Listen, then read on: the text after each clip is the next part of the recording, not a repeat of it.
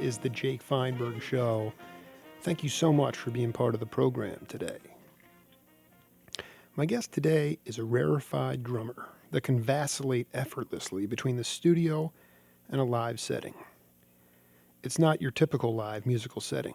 Often there are beatniks and lifers who come to the shows to grab the essence of the live music experience. The one where time and place seem to stand still. Even those with anticipatory tendencies are hanging on every note, lyric, and the fate. Doing this in casinos and community colleges, in renovated cathedrals and hockey roller rinks. Flying from Los Angeles to San Francisco for a weekend at the Keystone in Palo Alto or the Paramount Theatre in Seattle.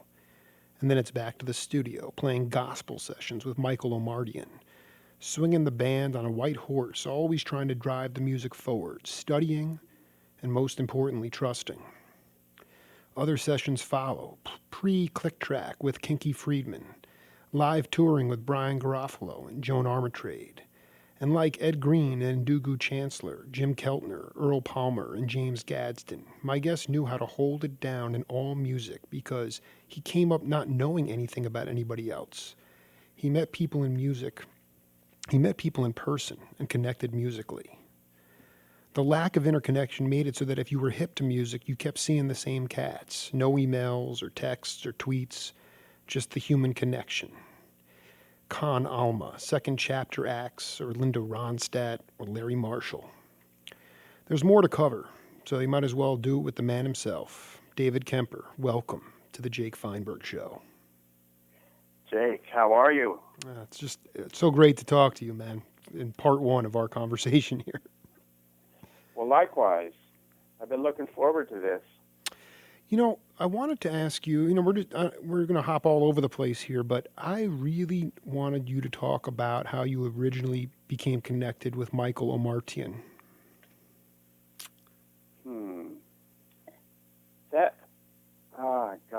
I met Michael, I don't remember the first time I met him exactly. It was on a record date with a producer named Buck Herring, I think. And he would have Larry Nechtel play one week, and then Michael would play, and then Larry would be there, and Michael or both of them would be there. But Omar then started producing records with Steve Berry. They'd co-produce records for ABC Dunhill, I think. Yes. And we did a lot of records together. And he'd have the same cats. So we had a band that we'd see each other every week for, I don't know, maybe 3 years. We did a lot. I don't know how many albums we did, but a lot. And it's really nice. It was like a family. And then on weekends, I remember we had these radio-controlled race cars. And we'd go out to this big parking lot that was closed on Saturday. And they had a track painted on it, an F1 style track. And we'd sit there and we'd race these cars every Saturday. You and Michael would? Yeah, and Michael and Jay Graydon, and there was somebody else I'm forgetting. It'll come. No, I mean, but I got the feeling that he became a producer after a while, and you were his you guys developed such a comfortable, not beyond the music. I mean, you guys were very close, and because you were on all these. I mean, he was all these, when I started to look up David Kemper in the studio, and there's so many things that you're on the All Music Guide that you're not even credited on. There's all these gospel albums when at the time it was Christian rock and it was like swinging, it was just ridiculous. So, I mean, Yeah. you were his goal. Did he start calling you for all the dates when he became a producer? Well, he did. He called me and Ed Greene. I know when things were particularly, Ed has a style of playing that is this real funky R&B. He was doing very white records at the time. But if there were songs like that, Ed seemed to be on them, and then the other things I was on. So we were like splitting albums, it seemed like. But Michael had enough work to keep us all busy. And he was doing all kinds of records, too. He's a very talented guy. Yeah, well, that one album I picked up, White Horse, and you're all over this. You played on all of his albums. I mean, and these were like, I don't know how else to explain it other than that it was instrumental. It was very instrumental. I mean, it was very. There were lyrics, but there was also an impetus on the respect for the craft of being able to play a musical instrument. And I kind of wanted to ask you that about how you view the drums and how you view that insofar as, honing your craft. I mean, everybody talks about technically proficient, having big monster chops. But when I look at you, you always play you gear yourself to the song, whether it's a ballad or it's up tempo or it's a shuffle. And how did that just kind of naturally evolve? Talk about your evolution in terms of developing your own sound. Well, I always let the song, I thought my role was to let the song tell me what to play in the context of the artist singing it. It's their name that's going to go on the record. I felt that was real important. And the record was certainly important to the artist. I mean, if it didn't do well, they may not get another shot. And so I always took it very personal and tried my hardest on them. But,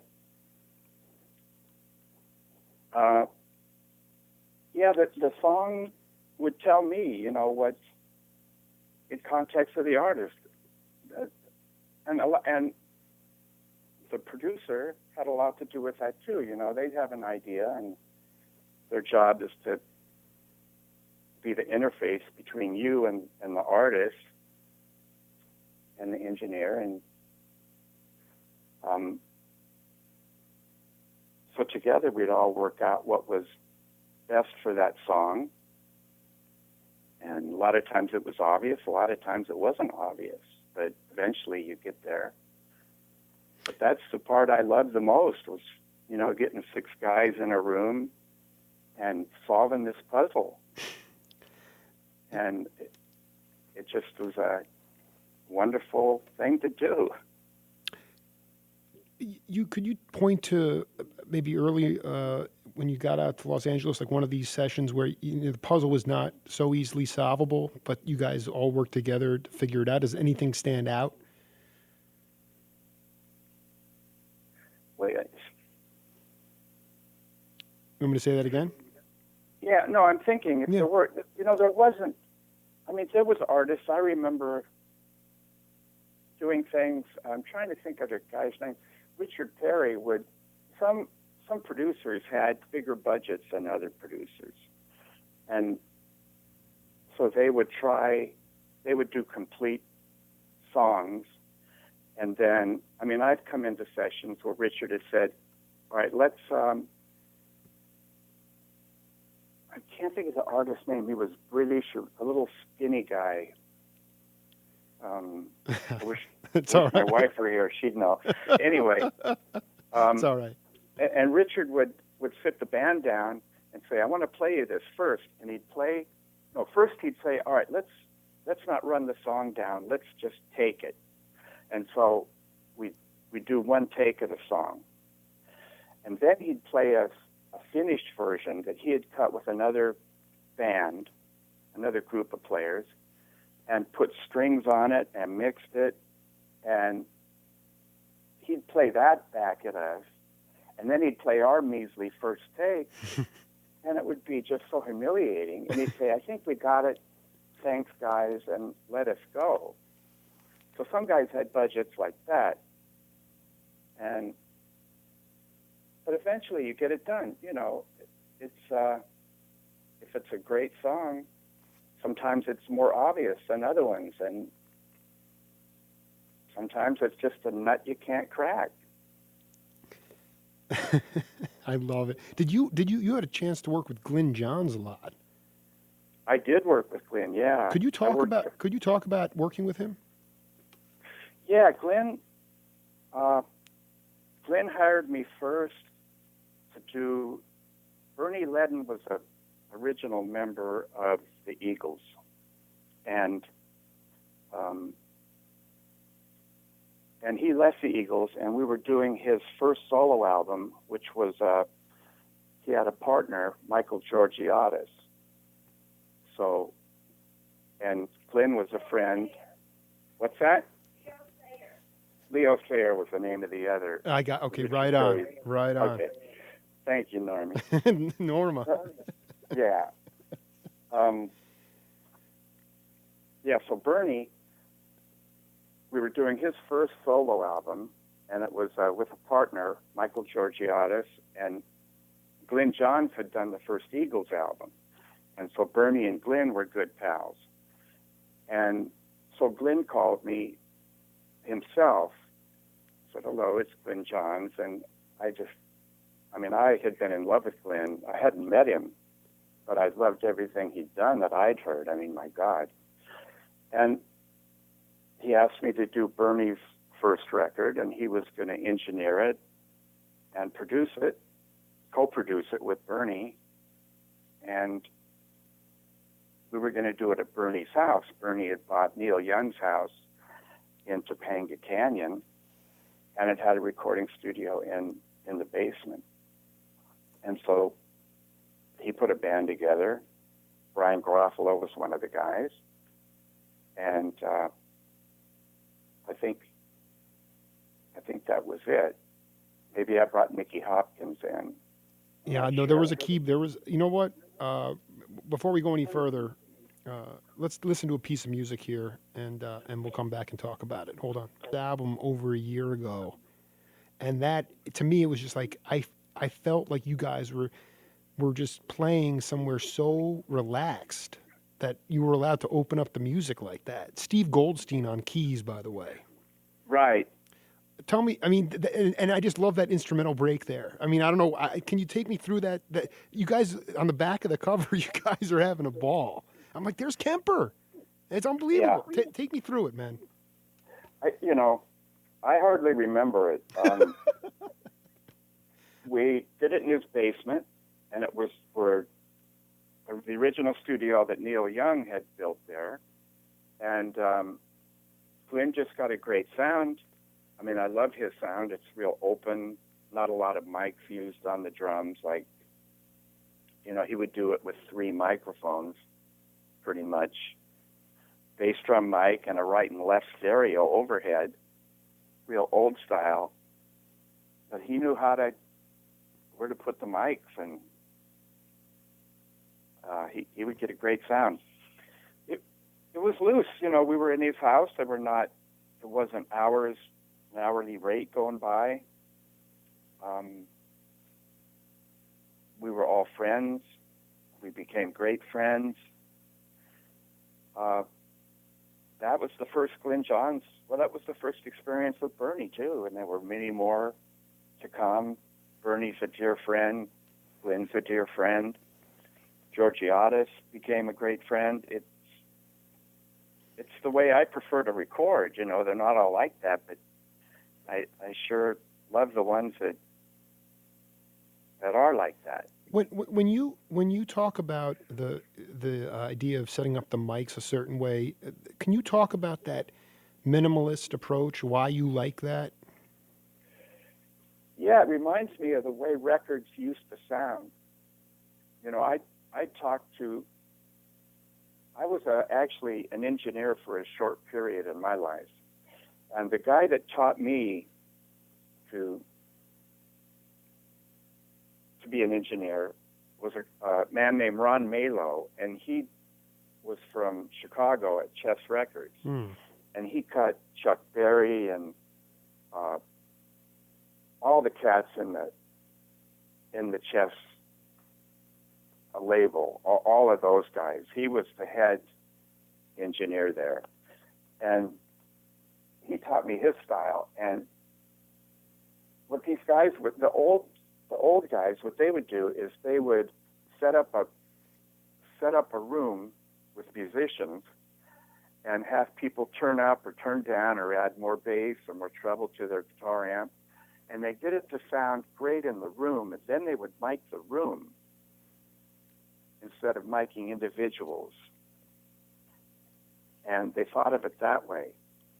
And I really liked the records that were done that way.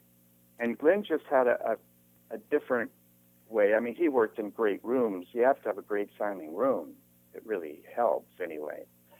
But Glyn, you remember, recorded with the Beatles and, of course, the Rolling Stones. Steve Miller, the early Steve Miller albums. Yeah. And, you know, you listen to a Who record and you think there are 3 mics on the drums. And there are. You look at pictures of Keith Moon and you'll see mics on every drum, but those are ones. I did a tour with the Who playing with T-Bone Burnett, and it was us and the Who. Mm-hmm. And Keith was dead by then, but the same, Glyn did it the same way. He had the mic, the drummer had mics on every drum, but those all went into his monitors so that he could hear himself real good, because the bass player and Townsend, they all play kind of loud, and the drum needs help sometimes to be heard. So, but then Glyn would record it just with 3 mics generally. So it'd be just the right and left overhead, and that would catch all the tom-toms and the snare drum and the floor tom and the cymbals, and then one on the bass drum. At least that's how it was in the beginning, back in the early 70s. I think it was early 70s. Yeah, no, you're that album called Natural Progressions, Calling for Your Love, that instrumental break, I mean, was there a lot of just sort of like, was it as loose to say, we're going to play this tune, and then after the second verse, if you guys want to go out for 3 minutes, go right ahead? Was there talk about that? I mean, I guess what I'm searching for is, like, I just like the fact that it's a rock album with some improvisation on it. And I wonder about the idea of nonverbal communication versus how much of it was mapped out. Was there talk about it before the tune itself? I don't remember the discussion. I don't remember recording that song. In fact, I have to say I don't remember that song.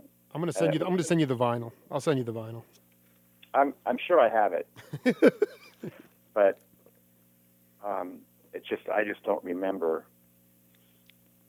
that. But I'm sure we talked about it and said we're going to open it up, and we were all in the room. It's a very small room, and we could see everybody, and a lot's done with just nonverbal communication. You can look at somebody and nod, and I'll understand that he means just keep it going, and just let it ride. If things are grooving and nobody's doing anything, just keep it going until somebody has an idea, or until they want to move to part B, or section B, or it's just free. It's an open, free, creative state, that we're all experiencing at once. It's a wonderful thing. When you leave a session like that, you're high. It's the best I ever feel, is driving home after a date like that. It just is the greatest feeling. Norma will tell you, it's the happiest I ever get, just coming home from doing a recording session.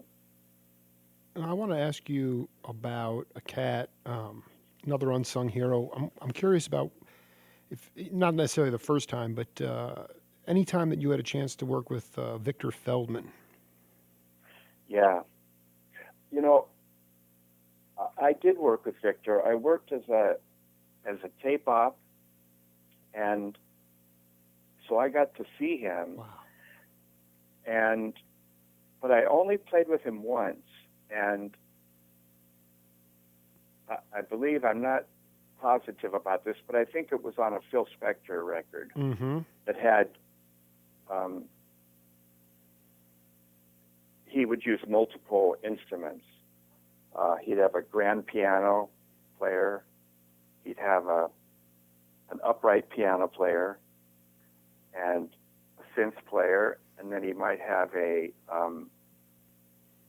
electric Rhodes, a Fender Rhodes player. And Victor was playing, I think, the Fender Rhodes, if I'm not crazy. But he's a special guy. He really, really, really is an amazing musician. And you're right, I don't know if he's an unsung hero. He's pretty famous.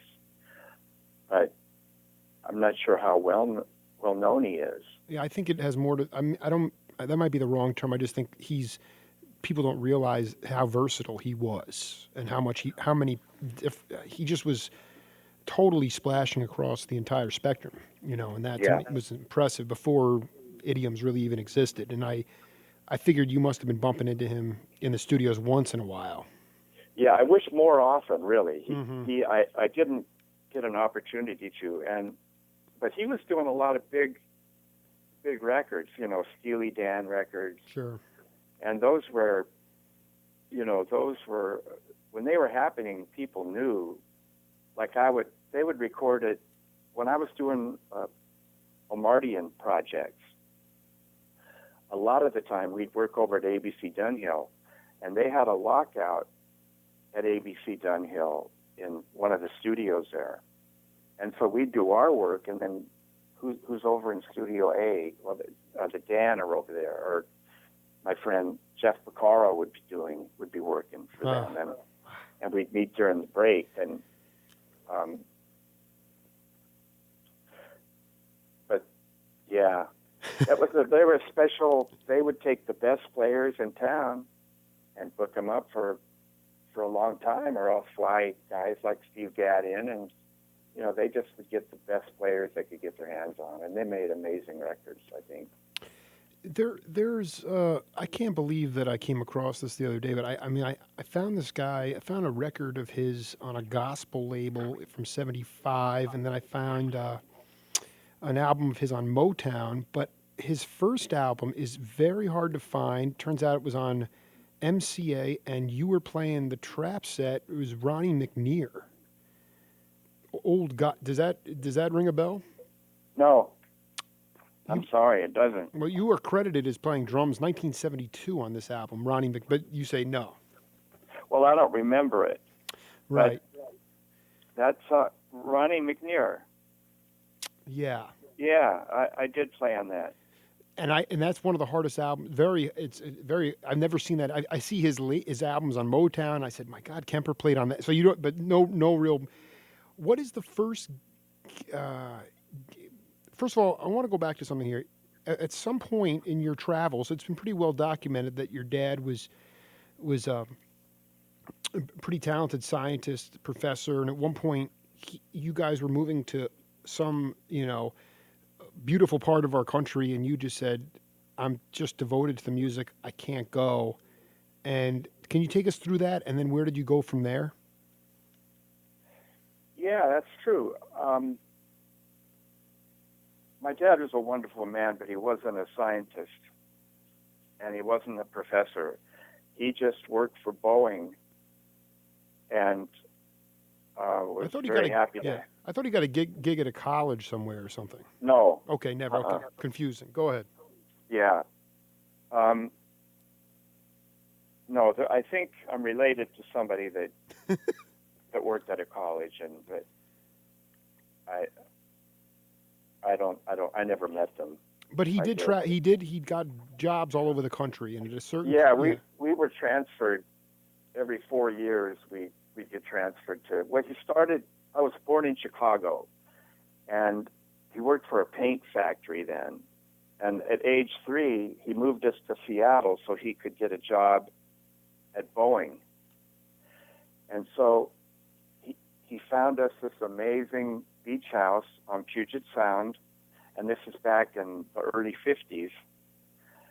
And it was just so pristine and beautiful, and you'd see whales and dolphins out front of our, we had a beach house that the waves would strike the bulkhead and wash the window, with the water. Wow. And wow. It was just the most beautiful place I've ever lived, really. And so we kept that house for 4 years, and then, and there were like 300 steps to where the car was parked. And eventually my mother just said, look, carrying groceries is too much. And the rich neighbors, and there was only, if Alki Point was to the north, and that was about a mile, and there was only maybe 10 houses on the beach between our house and Alki Point. And then Three Tree Point was to the south, and that was also about a mile, and there was maybe 5 houses at the time. Nobody had discovered this area. And I've looked back at maps now, and where our house was is now a national park or a state park, I think. They preserved where our house was. And so that's how special it was. It was that special. Anyway, so we had to move because it was just too difficult. We could, the rich people had a train that would, they'd have a railroad that would come down to the house, and not a big one, small cart right. on rails. And they'd put the grocery bags in the cart, an electric motor would pull them up the hill or down the hill. Oh, wow. But we couldn't afford that. So, can I ask you a question? I want to. Did the rhythms of do you think the waves and the ocean and this, did that have an impact on you rhythmically at all? It might have. It sure had an impact on me. I mean, it was growing up in nature like that. Exactly. Well, it'll really correct you if you have, weird ideas about things. It'll right. really, or if you have trouble sleeping or whatever, it's just the cure. Nature is, growing up in nature is just, I'm so thankful that I had that opportunity, especially then.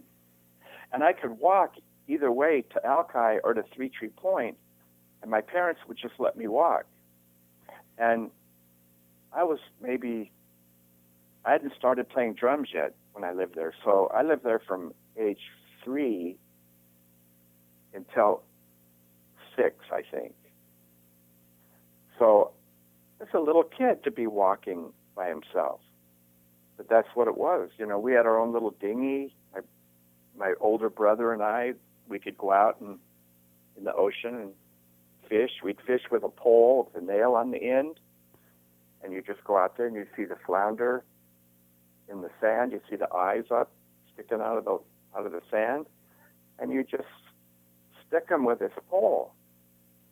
And same with salmon. My dad would catch salmon, and he'd clean it, wrap it up in aluminum foil, and he'd cook it in the barbecue, in the rock barbecue we had by the water, and leave it in there for a minute, take it out, peel off the skin, and it's just amazing. Did you, so contrast that with the first time, well, you were born in Chicago, but really probably no memories. You were too young when you moved, but what was when you got to, where was the family headed when you basically said, I'm carving my own path? And did you go? Yeah, obviously that was later because I was only 6 or 7 years old. So we went from Seattle to Ogden, Utah. And Ogden, Utah was for 5 years. That was through junior high school and high school. But there was a 9-month break where we had to go to Rapid City, South Dakota. So we went to Rapid City, and then Dad got transferred back to Hill Air Force Base, which was Ogden, Utah. And was there, and it was during my 11th grade. I was a sophomore, a junior. My junior year, my parents said they got transferred to Sedalia, Missouri, and I said I can't go. I'm in the band is winning the battles of the bands. I had this band called the Groobies, and they were winning all the battles of the bands in Utah, and we were just a great, soulful band. And so they, my brother was working for a guy who raised Appaloosa horses, and he said that I could live at his house and take my brother's spot, and for room and board, I would just take care of the horses. And so that's what I did for junior high school and high school. I lived with them, and my family moved to Sedalia, Missouri. So I was on my own, at 16 years old, 17. And my mom said, oh, that's the worst thing I ever did. She always said that until the day she died. And I always told her that was the greatest thing you ever did, because that was a great period of growth for me. And and she didn't deny me that. So, but she thought she said that was the worst thing she ever did. Yeah, she felt really guilty that. But she didn't transfer the guilt to you, though. I mean, she didn't put it on you. No. Okay, that's. No. I think most no. parents. I can honestly say that. I think my wife would have for our kids. I mean, everybody internalizes it their own way, but yeah, for you, it was like it was a great opportunity. The Groobies were cooking, and you did grow even more than you even knew at that point. Absolutely. And school has always been an important part of my growth, because it was to go back in time, if we can. Sure. When I was in first grade, they had a music department for first graders, and I was playing guitar for 6 months prior to going to first grade, but I decided I wanted to be a drummer. And I actually had a toy drum at my house, and lampshades for cymbals, and a little kit, and listening to whatever kind of music from a drummer's perspective. And then when I entered first grade, they put me in band, and I said I want to play drums. And Dr. Eichhoff put drumsticks in my hand, put a chart in front of me, taught me how to read music and how to play on a Formica table with big fat sticks. And eventually I'm playing Springtime Waltz, with this funky band and these cats it's the first year they've played, and they have trouble with the clarinet and, keeping the squeaks out. I mean, it's hysterically bad. But that's what we all sounded like first time learning to play. But anyway, so every year I would stick with the school band. And then by the time I came to California, I could sight read any chart that any arranger put in front of me, just from the education that I got in school.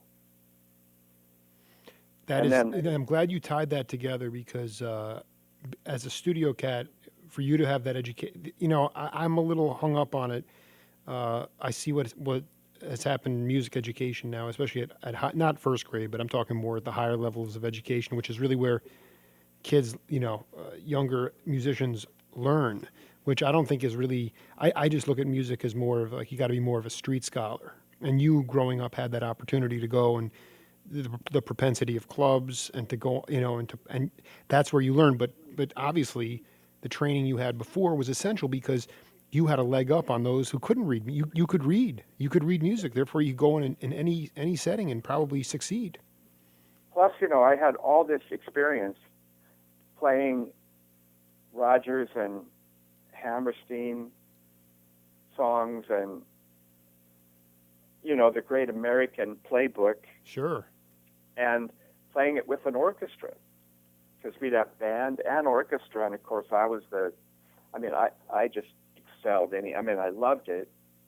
And so for most of the year I was in charge of the drum and percussion section, and of course I had to teach the ones that couldn't read well enough. I had to take my time and go after school and help them get the chart together and get their chops together. Well, the teacher probably was out playing golf. You were doing the dirty work. Yeah. And I got great grades, straight A's until the last year when I just said I couldn't do it. I have, our band is doing this or that. And so that last year I got a fail mark, I think, and just because I couldn't do the extracurricular work that was required, But anyway, I got an education, and you're right. It really, the experience of playing with a string section and playing with, songs that are not just surf songs or rock and roll songs, that would have been a difficult experience to get anywhere else. And to go back and learn how to read, a lot of guys I talk to now, they say, oh man, learning to read was so hard but for me it wasn't, it was integrated in, here are the sticks, and there's what the note looks like. He'd point to the chart. And so, yeah, I'm very, very grateful for the way things turned out. I want to, we talk about melding the technical part with just the feel, and I got a piece of music here. I want to listen to it, and we'll come back and talk about it. Okay.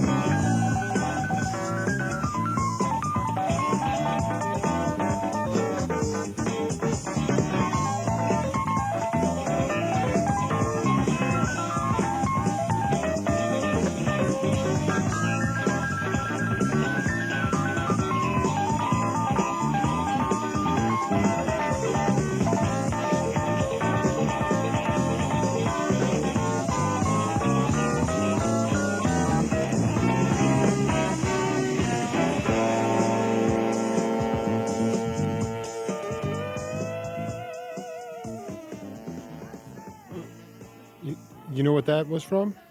Yeah, that shows some emotion. Joan Armatrading. That's right, and that's a live show from Hammerstein overseas somewhere in Europe, from like '77 or '78. Again, Garofalo's on bass.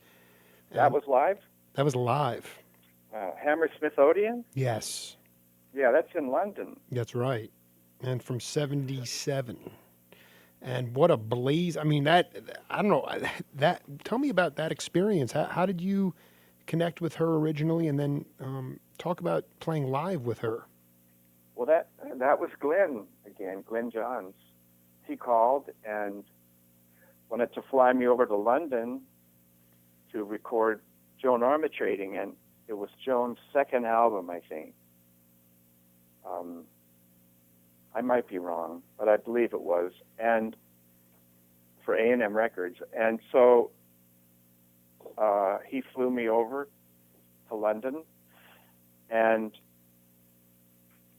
took me over to Kenny,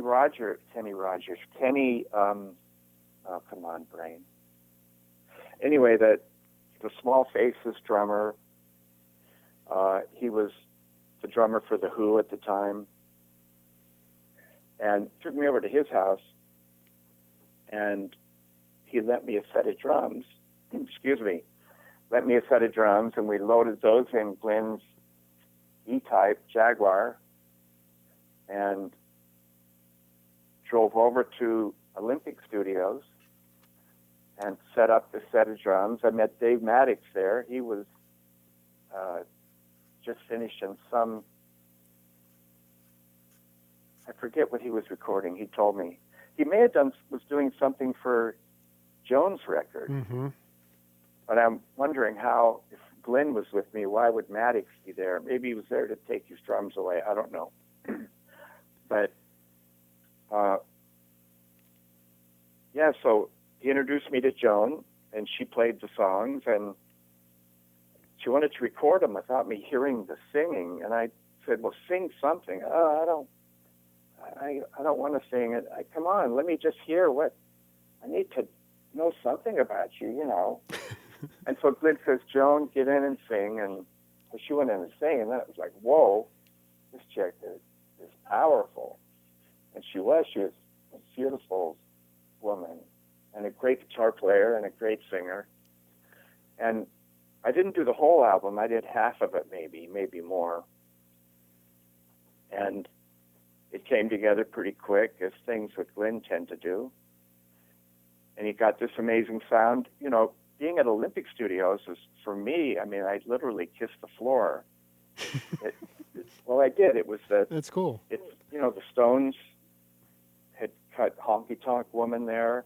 The Who had cut a lot of stuff there. It's, you know, it's like Abbey Road. That status, for me, it's one of those classic, you know, I was big on the British wave, you know, the British, I forget what they called it. Yeah, the British invasion. No, I wanted to, because you really were, could you describe, everyone uses that term so loosely, but what did that mean to you? I mean, you obviously hooked up with Focus, too. You were on them on many albums, but what did the British invasion sound, as opposed to the regional sound of, like, say, you know, the psychedelic sound of San Francisco? What did the British invasion sound mean to you? Well, you know, the Beatles, wasn't it? Yeah. It was, I mean, they were everything. And then with the Beatles came the Kinks and the Stones and everything else. It just was new group after new group. You know, watch the Ed Sullivan Show. Let's see who's new that we haven't found yet. And it changed everything, but all for the better, I think. You know. Can you be specific? How did it change everything? Well, it made songwriting. People started writing their own songs on albums, and people started playing their own instrument on their own records. And prior to that, there was a lot of the studio musician stuff, which I was not really aware of. I didn't know there was a thing called studio musicians when I was growing up. Excuse me. Yeah, the British invasion was huge. It was huge. Changed everything. Changed how I played. It changed how I held the drumsticks. Changed how I tuned the drums. it changed. I had an old set of Ludwig drums when the Beatles were on Ed Sullivan, and then when they were on the second time, this set came to the local music store, and I asked my dad, could you buy me this drum set? And it was the first real drum set he'd bought. And so, yeah, he bought me a Ringo drum set, same sizes that Ringo used. And I used that a lot. The first years recording, that was the set I used. And it recorded amazing, and I kept it for decades. Only recently got rid of it. Did you do you remember the first? I noticed you were on this anthology for the Grassroots. Would you remember the first recording when you? What was the experience like for you? Was to get out to Los Angeles? Was it really the first urban? I mean, it's pretty sprawling place, as we both know. But was it the first urban environment that you really were in? And how did you? What were the sounds of the city that kind of got into your ears? It's amazing. The first time I came here was in 1966, and it was to come to get a guitar player. We had a guitar player in our band, and the Groovies that band had ended because the guitar player was drunk one night, and his girlfriend was making dinner, and she had this big knife in her hand, and she was making a point of saying, you stop this, and Clovey was his name, and Clovey raised up his hand at the time that she raised up the knife, and the two collided, and it was an accident. There was no knife play involved. Right. It was a big, but anyway, it cut his tendons, and that was on his left hand, and that's the night the Groovies ended. Wow. And it's the night Clovey Herrera's guitar playing ended, and so, and it also coincided with the Beatles becoming just overwhelming, and it was no longer about Sam the Sham and James Brown. It was more about the British invasion. So we all shifted. There was a big shift for me and my interests and all of that. And I started holding sticks match grip style as well. And before that I didn't do that, but that's the way Ringo played. And I started tuning drums in a way. In fact, drum tuning hadn't become quite such an important event. Ringo really showed me that, and the Beatles, and Jeff Emmerich and the engineers that would work with them. And so what was your question? I'm sorry, it was just the idea that you had essentially been, exposed to a lot of America, but it was more rural and it was more open. Oh, and yeah. And then you came to the city, and then just the idea of the urban sprawl and the sounds of the city that got into you. I remember. So we lost a guitar player. So there was none in Utah that I knew, but there was a kid that I had met in Utah, and he moved to Hollywood. And so I came and tracked him down, and he'd fallen into the crowd that were in a band called the Millennium, and they were a bunch of session players. And so he took me to a session. The first recording session I ever was at was a bird session at CBS Studios. It's no longer there. They had a big complex, CBS Records, on Sunset Boulevard, and that's gone. And the Birds were cutting this Bob Dylan song, and I don't remember the name. Anyway, so that was my first experience in a studio. It was just, I mean, in a real studio in Hollywood. And I know that before long they were fighting. One of the guys' dogs shit in the studio, and they said, "Hey, go clean it up," you know. And he said, "No, you clean it up. It's your dog. I don't care." Oh my God, they're in here. This beautiful, most beautiful building I've ever seen. The sound of the acoustic guitar just was so beautiful. And they're talking about dog shit and fighting about dog shit. I couldn't believe it, you know. And yeah, that was my first recording session. How did you get linked into the drum chair? I mean, what was the first session? Do you remember the first session you were on, and who was sort of your conduit to go? I do. Go ahead. Yeah, the band that I put together when the Groovies died were a group of all white kids, and we were playing British rock. And so I wanted to know what it sounded like, and there was a recording studio in Salt Lake City. And so I booked up 3 hours, and we went in and recorded, and I realized then, well, we suck. We're just, none of us are good enough to be doing this.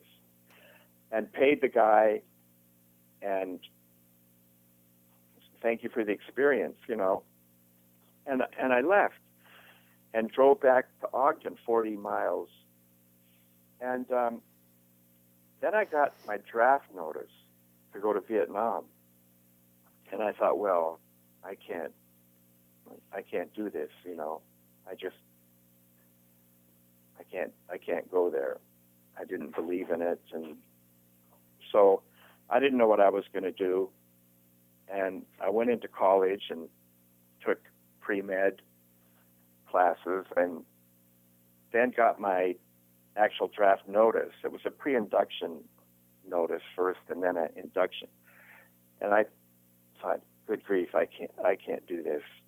So I headed towards Canada. And in Missoula, it occurred to me that, you know, you've got to deal with this. You can't just run across the borders. And so I went in and I explained to the Army that I was not Army personnel, you know, they're making a big mistake. And I let them see the light. You know, I'm not military type. You know, I'm a musician. And I remember having this phrase, you know, I have finally, it's the summer of love, 1967, maybe 66. Just, it's all winding up. And I just learned how to love. I'm not going to learn how to kill. And so I told that to them, and they said, well, you know, nobody wants to hurt you, and which I thought was pretty funny. But so the Army turned me down. What were they implying when they said that to you? Well, I don't really know. You know, I didn't lie to them. I had some drama. I walked in. There was this colonel, or I don't know. I know nothing about Army life other than right. What I could see from my father's job. But there was this guy on a desk with all these files, and I walked in, jumped on his desk, pushed all these files on the floor, and I told him, "You're making a big mistake. I'm telling you now, you know, I'm warning you, I'm not fit for military life." And he said, he was the man that said, "Nobody wants to hurt you. Come climb off my desk. And is there any doctor you know that can call, that can write us a letter?" And I said, "Absolutely." Well, I didn't know anybody, but right. So I went to the Missoula, Montana. We were in Missoula then. I went to the college, University of Montana, went to the poli-sci department, and asked if anybody there knew a doctor that understood the war. And they said, go see Dr. Brown. I went to Dr. Brown, who was teaching medicine at the university. I explained to him, the fix I was in, and he said, no, you don't want to mess with that war. And he wrote a letter. I never saw it, but the Army wrote back 4F, and which meant I couldn't serve in that war or any war. And the good news that I didn't have to go, and also it never bit me in any way. He didn't tell lies. It didn't affect my life negatively in any way. I know there's a lot of people that won't agree. My father didn't agree with what I did until about 20 years later, and then he thanked me for doing what I did. Wow. When he understood. Mm. Well, also, you had, this is heavy stuff, but it was, you really wanted to pursue another career. It wasn't like you were just bumming around, eating acid and just, going, you wanted to play. You wanted to be a musician, And yeah, I was a musician. You were. I'd been there, I'd been one for 10 years. At that point, I was 17, maybe.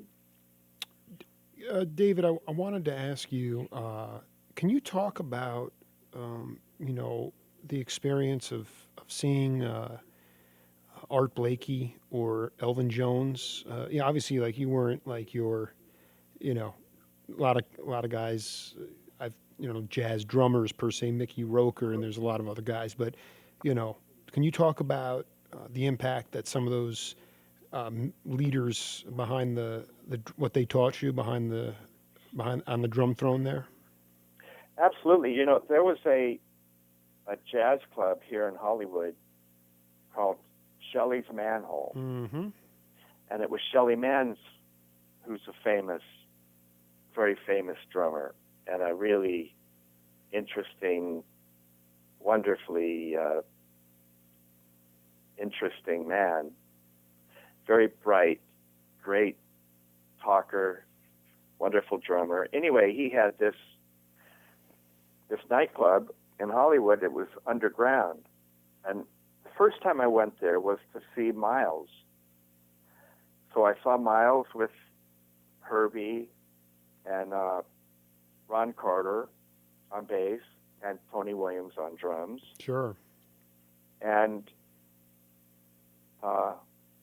Wayne Shorter. And I just thought, God, look at the clothes Miles is wearing. I just thought, that guy looks so cool. And I was 10 feet away from everybody. Yeah. I was right there, Uh-huh. It's just amazing. And that was amazing. And I saw Miles twice. And then Tony started coming back with his own band, Tony Williams. Ego Band, yeah. Yeah, Lifetime. Lifetime, thank you. And the first time I saw him, I think Jack Bruce was on bass. Oh, boy. And Johnny McLaughlin. Second time I saw him, he had a different bass player and a different guitar player. But each time, he was the drummer that really impressed me more than anybody. I mean, he would do single-stroke rolls that in the middle of them, or at the peak of them, I'd look down and I'd be 3 inches higher than my seat. He would raise me up. Wow. He would levitate me. Wow. Just, he had this power. And all drummers spoke his language, we all wished we had his chops, his hands and his intuition, and knowledge about music and when not to play and what to play. He was just amazing. I saw him 2 or 3 times and listen to his records to this day. I still love his records. And the organ, Larry Young was so powerful. I've never heard a Hammond sound so intense. But that little place underground, and it had this pole right in the middle of the floor to support the ceiling, and it was right almost always between you and the guy you wanted to see on stage. But nobody minded. Right. This was, where else are you going to see Tony Williams 10 feet away, 20 feet away maybe? And hear him playing or Johnny McLaughlin, you know? It just, back then it was the place to be, you know. That, for me, I was here for that. Can you talk about, you know, because, you know, now it's, you know, if they're going to put a concert on, it's going to be glorified. You talked about Larry Young, but it's like, you know, let's put together all the great B3 players in this massive pavilion. And there's Dr. Lonnie Smith and Joey DeFrancesco and all Larry Gold, all these amazing organ players. But yet you're in this huge palace of, you know, 30,000 people. And there you are 10 feet away. Yeah. And the sweat of Tony Williams is flying off his brow. I mean, can you talk about that talk about that visceral feeling, and then juxtapose that to the fact when you got to, you know, play with Garcia and Khan, or even Dylan in, you know, these guys, those tours you did early on with Garcia, same kind of thing, small venues, intimate, visceral. Talk about that visceral quality and how it impacts the music. Well, you know, playing in a small club is important. Even when you play with Bob Dylan, we would do tours where we'd sell out where he would sell out Madison Square Garden at 22,500 people. And then we'd come back and he'd set up a small tour of nightclubs just to bring things down, to bring it, you know, bring the level, the loudness of everything down, the volume, and to bring intimacy back. Because there was a thing that happened with Bob, and it actually happened with all the bands I played in that were big, that were, you know, that were important enough to play in Madison Square Garden, for instance. The front row is always the same front row no matter what town you go to. You know, it's the same 50 people. And they're driving, you know, with the Grateful Dead or Garcia. That's all right. They didn't invent it, but that's, you know, they have the crowd goes wherever they go. And I'm sure it's true with a lot of people, maybe with everybody. But with Bob, it began to bother everyone that all we saw were the same people. And you give special performances, and the ones up front really, even though everything is blown up loud and shot to the back room, they hear wonderfully, and they have, in a lot of bands, they'll have big cameras and, you know, just big screens. And with Dylan, we never did that. He didn't allow the camera thing. He didn't like that. But he was bothered by seeing the same crowd in the front, and he tried to change that, and I think found it was difficult thing to do, but he found a way to massage the situation somehow, and I'm not really sure how he did it, but I liked it better when you look out and you see people that you haven't seen before, and that was refreshing. When you talk, like looking back on the Tony Williams experience, does anything come close? I mean, I know, you know, like in today's, can you point to something now? Is there an intimate venue where you're going to get your head spun like that improvisationally today? I mean, I guess what I'm trying to say is, looking back on it with the ability to have some time, how impressive and amazing was that experience? I mean, you can't replicate. I mean, I've talked to so many guys who played in Shelley's band, went to John Densmore from the Doors went there, and Art Blakey spun him around. And I look at how impressionable you guys were, and like the fact that you didn't even know what a session player was. And looking back on it, the significance of that improvisational music, no lyrics really, just improvisational music, and how much of it, do you think it had a huge impact on your career?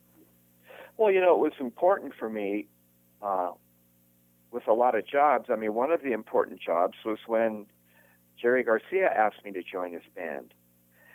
And if I hadn't had experience with improvisation, I would have probably not lasted as long as I did. And he asked me to join his band, and I said, let's give it a play and see how we sound. And we did, and we liked the way it sounded. And it lasted for 11 years.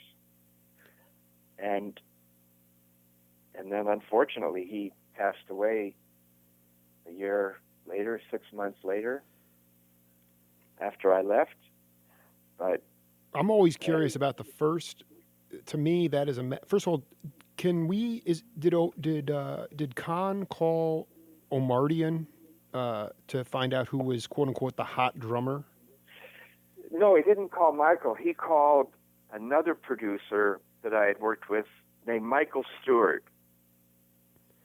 And in 1971, I had recorded with his brother, John Stewart, who used to be a member of the Kingston Trio. And then, actually, John Stewart was the first guy to pay for my airline ticket and to fly to another town to play in another club. Very cool. So yeah. I thought it was. Yeah. It was, my career was just getting going. I was just starting to, I played on my first record in 1968, and now I'm going to start touring on another level. We'd never done it by airplane before. And so it was a benchmark. But yeah, then I don't know why John called Mike Stewart. I hadn't worked with him in about a year. Oh, because I remember you're right. I don't know where you're getting your knowledge from, but you're absolutely correct. He said that they called. John told me that Michael called and said, John called Michael. Yeah, and John asked him who's the quote happening drummer, young drummer in town. Who's the happening drummer in town? And Michael mentioned my name, and so John called. So he did call Omartian? No. No, he called Stewart. He called Stewart. No. Yeah, Michael Stewart. And you had never played with John Kahn before? You'd never played with him? No, I'd never met John. I hadn't played with him. I was really unaware that Jerry had. See, I lived in L.A. I never lived in San Francisco. A lot of people think I'm from the Bay Area, but I wasn't. No. You were definitely. This is what is, and we're not. You know what? We're not gonna. David, we're gonna wrap. We're gonna put a cap on set one because we're not gonna go into this right now. It's too much. Okay. That's fine. All right. Fine. Listen. It was my engineer for the record here, Jim Brady, an amazingly accomplished engineer, also was chuckling along because he's spent quite a bit of time with Bernie Ledden and Glyn Johns as well. So it was a treat to hear you talk about them in such detail. And we'll continue to go through your career. But like I said, I'm a devoted session guy. One final question. I have not seen the movie, but are you considered one of the original part of the Wrecking Crew? No. Good. No. I recorded with Phil, with Celine Dion for 3 nights, but that's my total Phil experience. And who was the greatest? Who was the person that taught you the most about percussion outside the trap set? Oh my gosh! You want to think about that? Hard. You want to think about that for next? Yeah, I'll think about that. Hey, there are unsung heroes like Gary Coleman, and the guys that would do Woody Woodpecker movies and those things, that the marimbas. Yeah, and the mallet playing. Emil Richards. Yeah, Emil, he really was top shelf, top drawer, Emil. I know. The place I was working, Independent Recorders on Colfax and Ventura, when I was doing, tape opping and second engineer, watching the cats come in to do those cartoons, it was the mallet players that had to read their ass off. When somebody falls down a flight of stairs, and the mallets are playing, that stuff's written out. Oh man, that is magical. And you got, oh my God. Yeah, to see them sight read that stuff, and to not practice it, to just turn the page and how do you do that? David, we'll be in touch later on today, but for set one, I think we got a good start here. Thank you, brother. All right, thank you, Jake. All right, we'll talk to you soon. Talk to you later. All right, bud. Bye-bye. Bye-bye.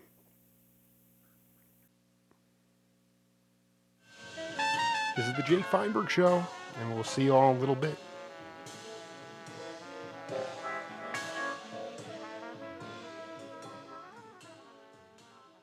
And real news, the daily conversation on the topics of the day that matter most.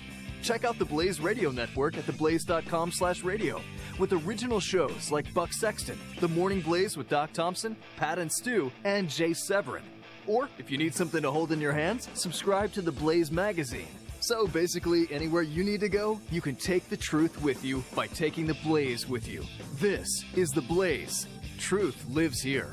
So just to recap, anywhere you need to go, you can take the truth with you by taking the Blaze with you. Find out all the ways at theblaze.com. A shout. Tell me it's a sin to know and feel too much within. All I know, she was my twin, but I lost the ring. She was born in spring, and I was born too late. Blame it on that simple twist of fate.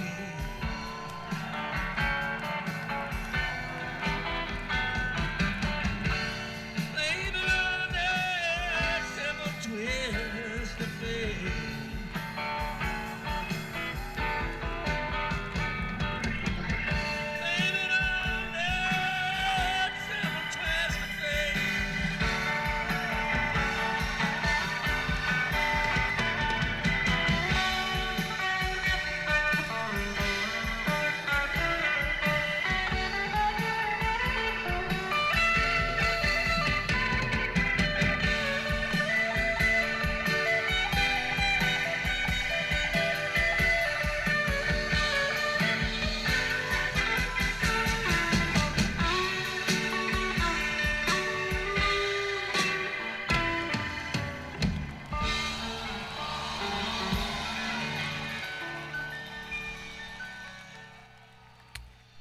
Folks, welcome inside the Parisi Palace, high above the Parisi Palace at 2919 East Broadway. This is the Jake Feinberg Show, and thank you so much for making us part of your day today. My show is dedicated to the 4 L's: leadership, love, life, and lineage, and the ongoing story of real music made by real artists. There's no way for me to formally communicate with Jerry Garcia and John Kahn. They got up and exited this planet quite some time ago. In 1982, the Jerry Garcia Band was looking to find a steady drummer.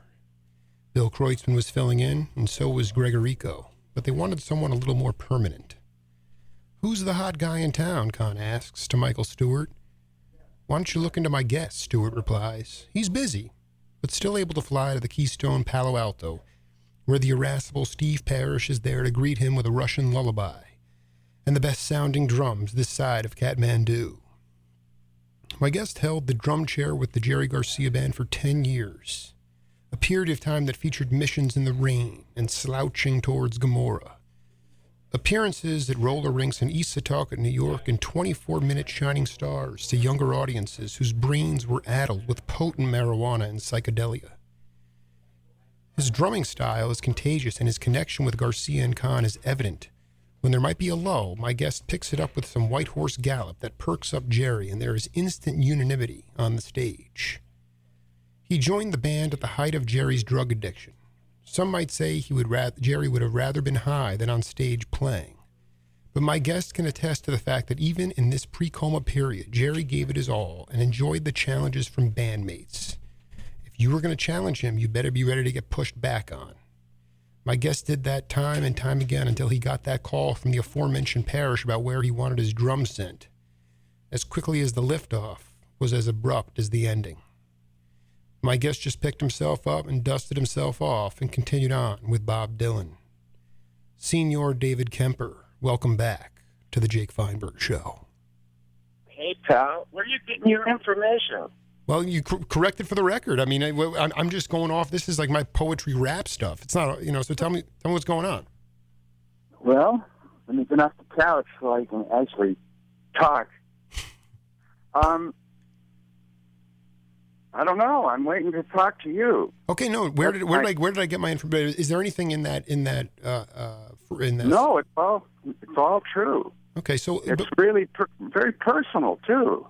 Well, it's very deep. It's very personal because we played that Simple Twist of Fate from 8/11/84 Caldwell College back when bands could actually still play community colleges, and I'm literally sitting there most of the time listening to those ballads, Mission in the Rain from that show with my daughter crying, and then I just hear Kemper just bringing it. I mean, I don't care if it was with Omartian doing White Horse or whether it was Focus or whether it was Garcia Band. I mean, can you talk about that feeling inside after you reach that apex of that sort of, you bring everything to that height and then you finish the song? What is that like as a drummer? You can't really express it. It's the same with every musician. It's whatever problems or troubles you got or whatever you're thinking about, it's gone. It's on the floor. And you're in the moment like you're here now. And you're experiencing love is what it is. Music is love. And it's extremely personal.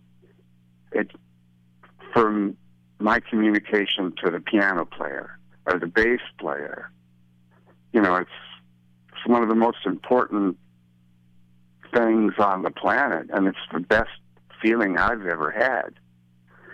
And I know that driving home after a session, it's the highest I've ever been in my life if it's been a good date. Mm-hmm. And it's just the greatest experience. I'm so happy to be a musician. I couldn't be anything else. And I've been one my whole life.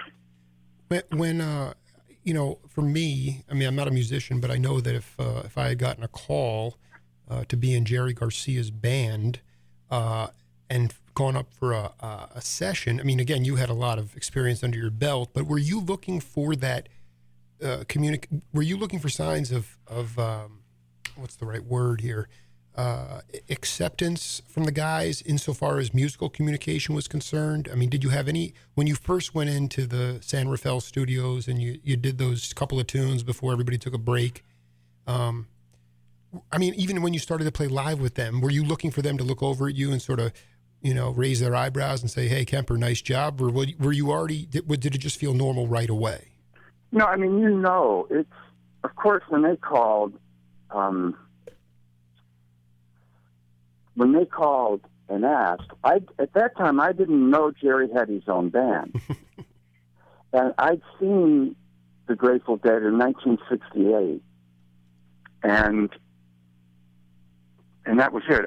It really wasn't, I wasn't into them too much, And when they called and said that Jerry would like you to come play in his band, I didn't know. I didn't know he had a band. And so I said, sure, let's give it a play, you know, let's see what happens. And that's literally, it could have gone either way, and I would have been okay with it. Mm-hmm. But the thing is, when I played, it just felt right. And then when Jerry would play, it was like, holy shit, where's the seatbelt? You know, this. Did I just say that on Yeah, well, the radio? no, don't worry. We got a delay here. But we'll just, you know, Kemper's explosive at times. You're fine. No, I also want to make the point that in '68 you ran into Owsley and you dropped some acid at that concert. So it was a little bit, you were tweaked out there. Well, yeah, actually what happened was Stanley came with the Dead at that show, and he was passing out these green and white barrels, and they were all over the floor. And so I did grab one, but I didn't take it. That's not true. I didn't take it, but I had met an Indian that night, and he gave me peyote, the root of it. Sure. And I'd never had that, and I chewed on the root, and that was pretty nice. Very smooth. You know, but when you got up to San Rafael to do the audition, it was just you told me off air one time where word got back to you that, or maybe even Jerry expressed to you, all of a sudden, zing, Kemper zinged him. You got his head. You know, Jerry's the type of guy you can just hear when he's excited because he'll rip off these flurries of notes, and I want you to talk about that zing. What was it in your drumming that made his brain sort of open up again? Well, Jerry used that word zing in an interview. He said when someone asked about me joining the band and what was it like, and he said, well, the first time we played, it just went zing. And that was his expression in one word, that I'm fighting and scratching to try to give to you unsuccessfully, I think. But it was wonderful.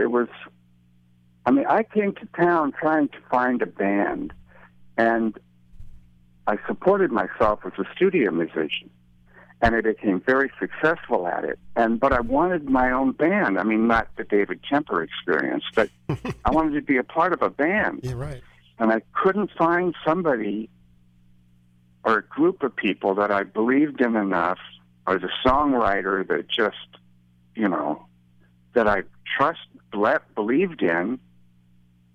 And so my experience in bands was always really temporary.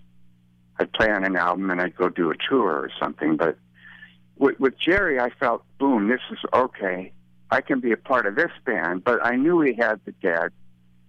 But the beautiful thing about that whole arrangement was in January, the Grateful Dead would have meetings and they'd book out the whole year. And then Jerry could take that, or whoever, Steve maybe, Parrish, who's Jerry's butler pretty much was at that time. Yeah, right. He did everything. Not to diminish Steve. He's a wonderful guy, the funniest man I've ever met. Anyway. No, Parrish and I, for the record, I'm not as fond of him because I find that we've had some less than hospitable conversations on the phone because I've tried to approach him with love, and he's been, and I know, listen, everybody has their past and they're doing their thing, but not really a quality cat in my mind. But I know he slaved for Garcia, and those incredible tours, those especially pre-Coma when you guys were, going, Boston to Stony Brook to Burlington, it wouldn't happen without Parrish. So anyway, I didn't mean to interrupt that. Go ahead. So Jerry would block out the year, and then so he could then come in and say, okay, I'm busy these days, and these days I'm open. So they would book out tours for the times he had off, and they'd grab the Keystone or the Warfield or the Keystone in there were 2 Keystones, I think, at the time. In Palo Alto, yeah. Yeah, and I think that's the first place we played, actually, Palo Alto Keystone. But I could be wrong. It's been 30-something years ago. Anyway, so it was organized, and that was good for me because people were booking musicians for records.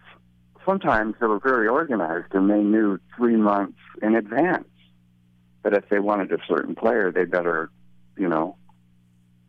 try to reach them early. And so I knew pretty much what my JGB schedule was going to be like early in the year. So it didn't interfere in any way with what I was trying to do down here.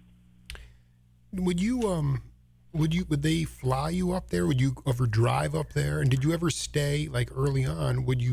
You mentioned that you rode in the limos after gigs with Garcia. Would you ever crash with the guys, or they always gave you accommodations? Yeah, me and Jerry would share a room. No.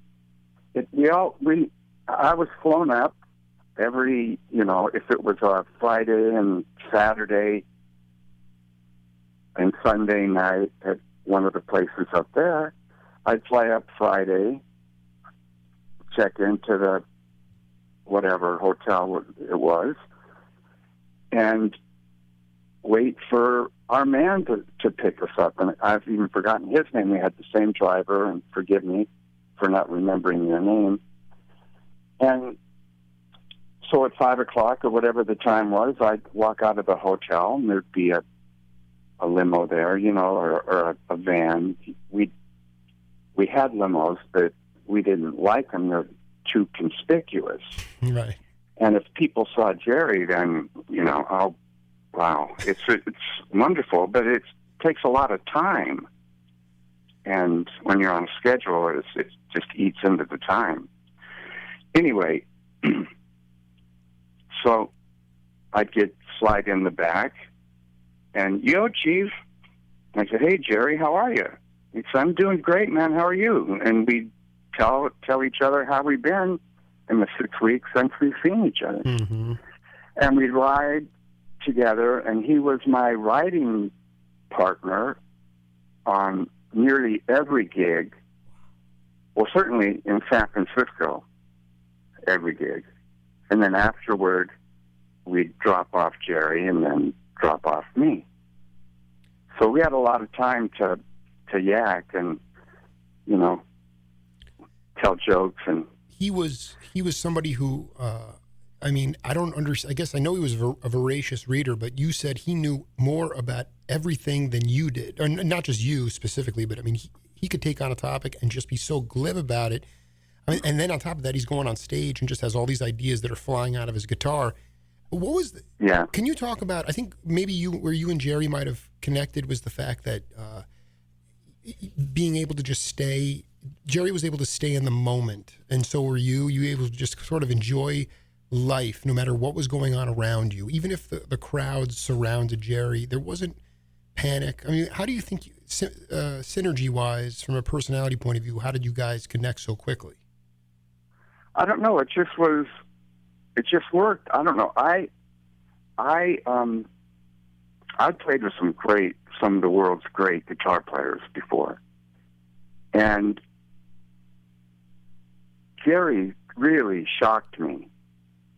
His versatility and his fearlessness. But the thing is, I trusted Jerry, and he trusted me too, because there'd be times where I could just stop playing. I'd put my sticks down and fold my arms. And it'd be like I was laying down in the grass. Jerry would make the sounds of blue sky and clouds slowly moving overhead. And then when they'd pass, I'd start playing again. You couldn't ruffle him. He was ready for anything and accepting of it. And, that brings music into reality for me. It becomes a real thing that's like on a table and you can pick it up and move it up. It's just I miss him so much. Me too. Well, and I'm just, you know what it is? I'm so glad that there's a cat like you. In my own memory, as I fantasized going into this interview, I said, okay, I know exactly what Khan was asking for. He was asking for the most versatile drummer who is not going to be finicky enough to be pulled off the studio schedule, who was busy but not inculcated or demanded there at all times, or not willing to leave the studio machinery down there. And you were that guy. And it was the perfect fit at that time. They were sort of moving in and out of different drummers, and so. But the fact that you had 10 years of that kind of intimacy with him, I also want to ask you. So you play with a lot of guitar players. You don't have to mention any names, but for instance, if you stopped playing with a really talented cat in the studio, they might look at you and say, "What the hell are you doing?" Jerry would never do that to you. Is that right? Well, I don't know. We didn't. I never recorded in a studio with Jerry. I don't think. Mm-hmm. You might know if I had, but I don't remember. I just feel I'm so convinced that they did Run for the Roses. They cut that album right before you joined. You played a lot of tracks live off of that. And I just have this fantasy. Ron Tutt played a lot of drums on that album, but I just thought that somehow maybe at that time you might have walked into the studio and Khan was like, "Kemper, we need you." But that's not the way it worked, so I have to get rid of that, that fantasy. Well, that's not the way it happened. I'm sure it works that way. Yeah, right. But it didn't. That's not the way. I'm talking. I want you to talk about the fearlessness, though, of Garcia, in the sense where you stopped playing and it wasn't going to ruffle. It wasn't going to rattle him. As opposed, there were other beautiful, amazing players that there was no way you could be that loose. There were guys that were just too uptight. Well, also, it's the definition of what the band is. It may be unspoken, it may be spoken. We weren't a jazz band, we weren't a country band, but at moments, if you cut snippets out, you go, oh, you turn through the radio and that part would come on. You go, oh, there's a jazz station in Los Angeles. We haven't had one for years, a great one. And so we did play jazz in moments, not bebop maybe. And we did play country music. I mean, not Nashville music, but country music. And not to put Nashville down, they make the best records being made in Nashville. Your poetry's flowing. Don't cut it. Keep going. This is beautiful. No, I'm just telling her what it is. Never drink of water. Speaking, like you talk about, you played country music, but it wasn't Nashville country. How about let's put in a little piece of track here for you, Kemper. This is gospel. Okay. This is gospel music, but not, from the sanctified churches. So let's take a listen to this, and we'll come back and talk about it. Great. From the Louisiana pines to the Mississippi moon.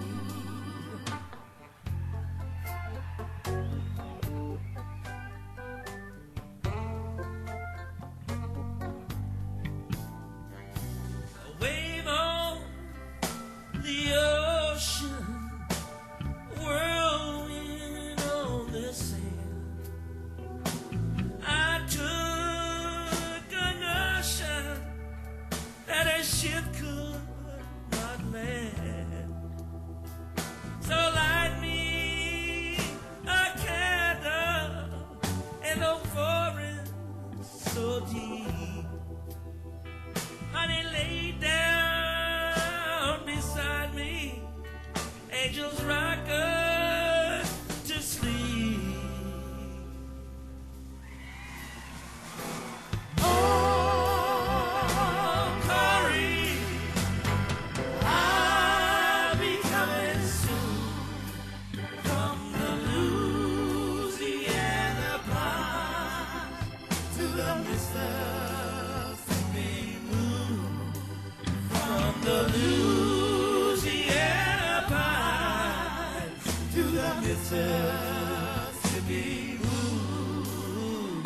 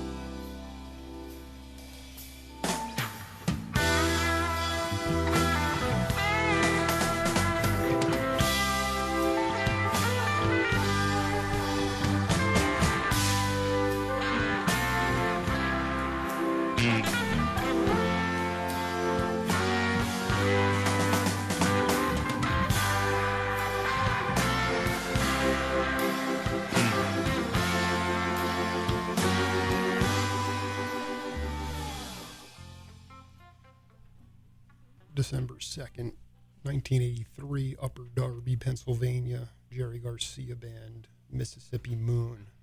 Does that bring you back a little bit, Kemper? Oh man, it sets me back. Yeah, that's beautiful. And the thing, back at that time, musicians, drummers largely, and guitar players, it was the age of the guitar hero. And, you know, led by Clapton, who's one of my, I love him so much. I always have. But that Jerry was playing the melody, single note melody. He wasn't playing, look at me, look at me, look at me. You know, he had everybody's attention, and he's just got his eyes closed and 2 feet planted down, and he's never more than 3 feet away from me, because the way we sat up is John Kahn stood behind me. Jerry was he stood behind to my you? left. He stood behind? Yeah, he stood behind me. You look at the pictures. Well, no, but I mean, wait, hold on. So he was not visible from to the audience? He was visible because I was sitting, you know. He would sit. And sometimes he'd be between me and Jerry. But I could lean over and touch Jerry's amps, even though he had as many amps as he used that night, you know. Right. It didn't matter. It never hurt. But Jerry was so secure, and that tone can make you cry. It's just so beautiful, and it just tells you who's playing the good. I mean, a great player, they play one note, and you can say that's Dexter Gordon. Right. Or that's Jerry Garcia. And that's that tone, you know? And he had kind of a tremor, a little wobble kind of in his hand when he played, you know? I don't know if you've ever noticed it. I've never heard anyone talk about it. You mean like it was like a shaking almost, a little subtle thing like that? It looked like that, but it wasn't, you know, it wasn't drug induced or any illness induced, because I'm no doctor. I don't know. And it's not important, but the point is, he really got a tone, got a sound that just can make you cry. And he knew how to, it was so powerful because he knew how to use it. He knew how to use it. Yeah, no, I just want to be very frank with you here, because, you know, you've talked before, and actually you said it, and now that I think about it, with the exception of, like, I don't know, his version of Tangled Up in Blue, Jerry's version of Tangled Up in Blue, and Moonlight, some of these up-tempo toe tappers, a lot, the songs were very slow. You've said that before. You wanted to always kind of, you know, why is everything so slow? Why can't we pick up the tempo? Do you account for that there was just, how much of that was the drug use, and how much of that was just the idea that Jerry loved playing slow ballads? Yeah, you know, I don't know. I'd mentioned it to the band before, and, you know, we could talk about stuff. None of us were afraid, oh, don't say that, you know, you might be replaced tomorrow. It wasn't like that. It was, but I mentioned it, you know, we got any up-tempo tunes, and, excuse me, I'm trying to grab my cup of coffee. Oh, that's fine, yeah.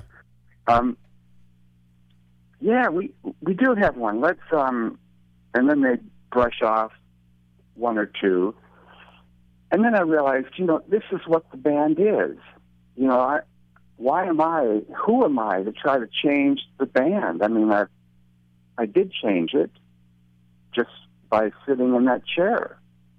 I mean, maybe not for the good, but I changed it. No, you did for the good. No, so I mean but it's okay. I mean, you wanted to. Would you say that sometimes it was just dragging along? Like, see that Mississippi. Yeah, go I ahead. would feel that way sometimes. Mm-hmm. You know, but the thing too is, you're looking at the same people. I don't know if I mentioned this earlier if we talked about Bob, but you know, they have people that are that famous. The front row is the same 50 people that were there last night, even though you're 200 miles. You know, you've driven in a bus or flown in your plane 200 miles. It's the same people. You know, they follow they get there first. And so you're playing, and then you can't see past them. It happens mainly in concert halls where lighting and stuff. I mean, a smaller place, but it's still the same people that you see. And I forget where I was headed with that. Were you looking for something about their reactions every night consistently to Jerry as far as the tunes? Maybe, I don't know. Anyway, he didn't let that bother him. He just still gave it everything. He did. I mean, I'll tell you, you know, do you remember, could you explain the difference in the band or the zeitgeist?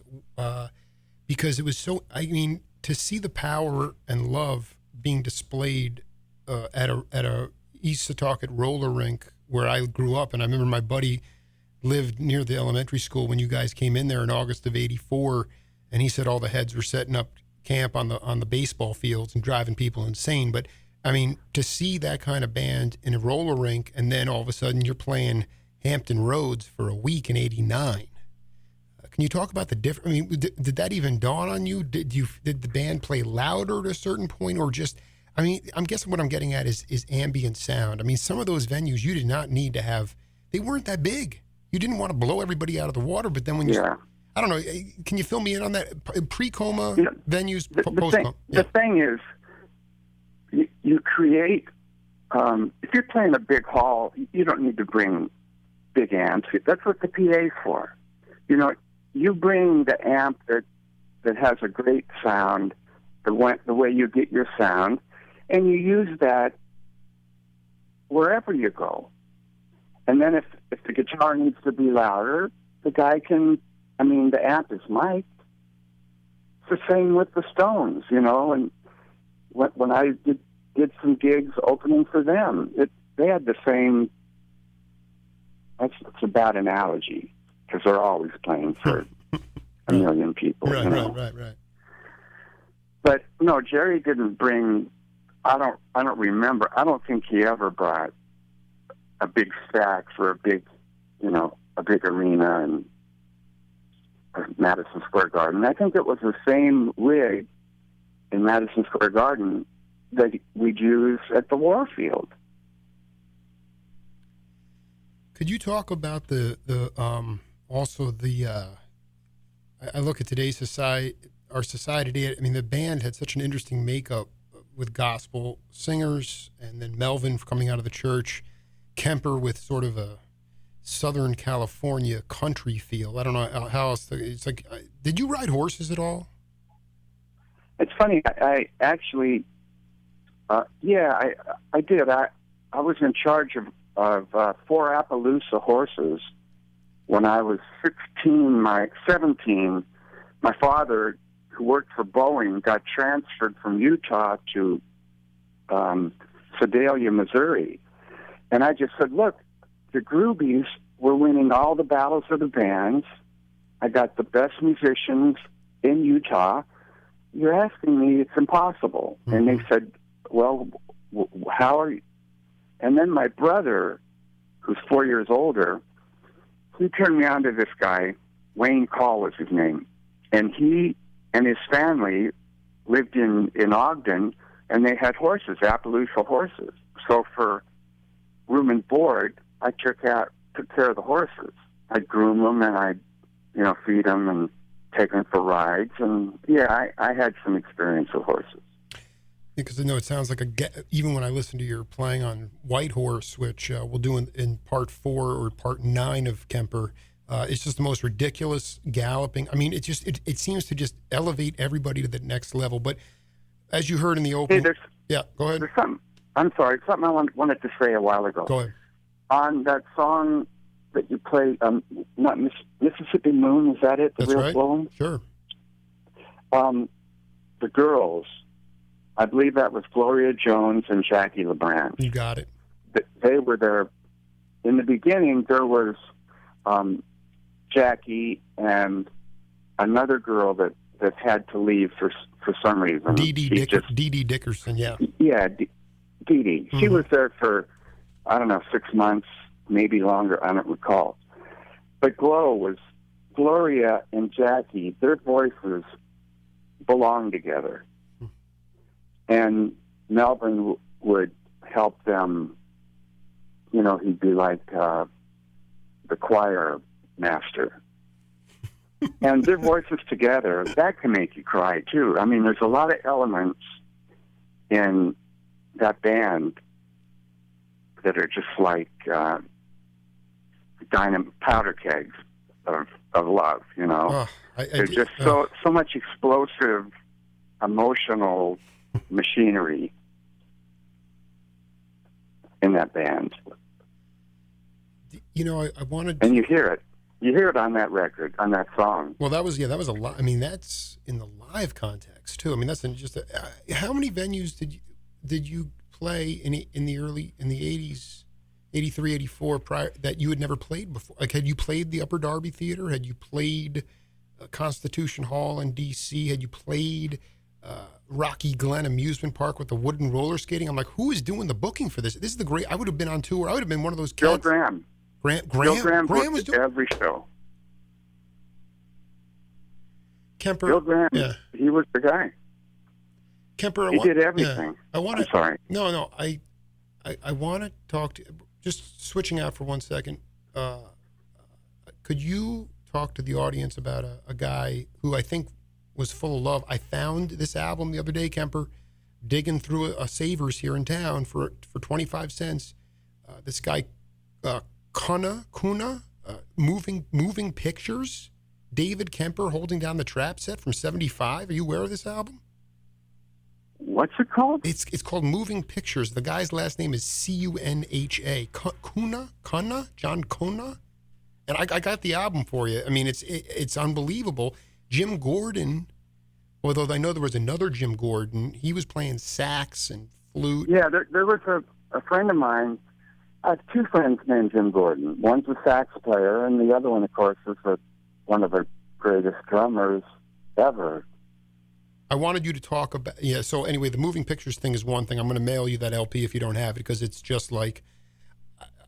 I mean, you're blazing on the drums. They have string sections and all. Muhabarak was playing keyboards. Larry how do you pronounce his last name? Larry. Mahobarak. Mahobarak. I mean, unbelievable. Yeah. But I want you because amazing. I forgot with Keltner in our interview on air to talk about the drummer Jim Gordon, because that man murdered his mother or killed his mother, wound up. I mean, really heavy stuff, and the guy was also like ripping up Layla with Clapton and Carl Radle.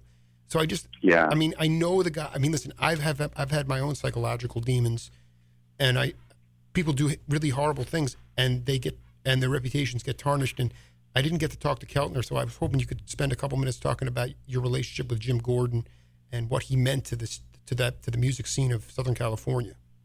Are you asking me that question, or are you asking Jim Keltner? I forgot to ask Keltner. I'm asking you. It's funny because I love Jim Gordon, and I loved him before I had ever met him.